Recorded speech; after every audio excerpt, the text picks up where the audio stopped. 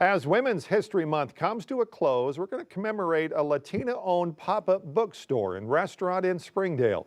Owners say they're dedicated to creating a reading culture to highlight minority voices. 5 News reporter Rachel Williams has the story. Libritos is an intersectional feminist bookstore. It's the only one in Northwest Arkansas that focuses on books and narratives for Black, Indigenous, and people of color. Experts say women entrepreneurs are growing around the world, but they're still facing obstacles. Let's take a look at how Diana Dominguez is breaking barriers and making history one pop-up event at a time.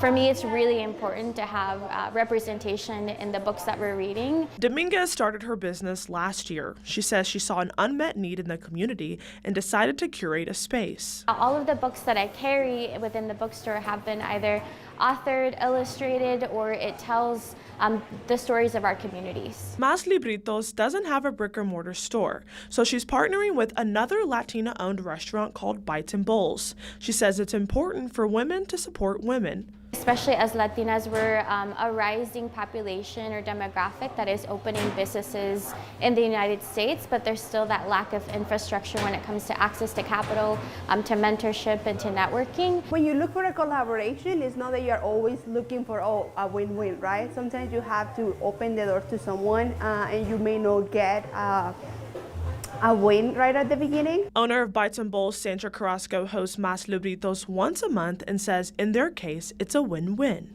First pop-up, it was busy here, so it translates to good sales to us.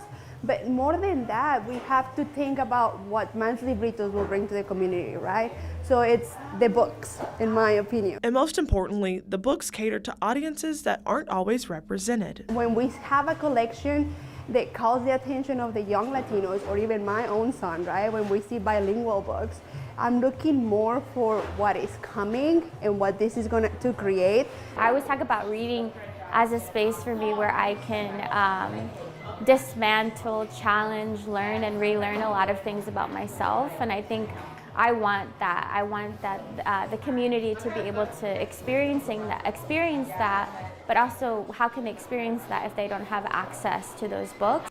And if you're into reading books by BIPOC authors, you can check out Libritos tomorrow at the Northwest Arkansas Book Fest outside of Ozark Beer Company in downtown Rogers from 10 to 5. Rachel Williams, 5 News.